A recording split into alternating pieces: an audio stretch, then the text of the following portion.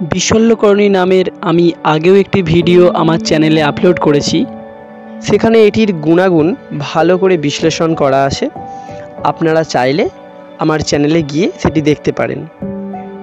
তো আজ সেই বিশল্যকরণী গাছটি আপনাদের সামনাসামনি পরিচয় করাবো। রামায়ণে বর্ণিত বিশল্যকরণী নামের ভেষজ উদ্ভিদটি, সেটাকে কি আপনারা চেনেন? যদি না চিনে থাকেন তাহলে দেখুন। রামায়ণ অনুসারে বিশল্যকরণী হিমালয়ের পার্বতমালার গন্ধমাদন পর্বতে পাওয়া যায়, যা লক্ষ্মণের জীবন রক্ষায় হনুমান গন্ধমাদন পর্বত থেকে তুলে এনেছিলেন। পরবর্তীতে উদ্ভিদটি গ্রীষ্মমণ্ডলীয় আমেরিকান উদ্ভিদ হলেও বর্তমানে উষ্ণমণ্ডলীয় এবং উপক্রান্তীয় অঞ্চলে ব্যাপকভাবে লক্ষ্য করা যায়। তো দেখুন গাছটি কত সুন্দর। এই গাছটির 2-3টি চারা আমার কাছে আছে।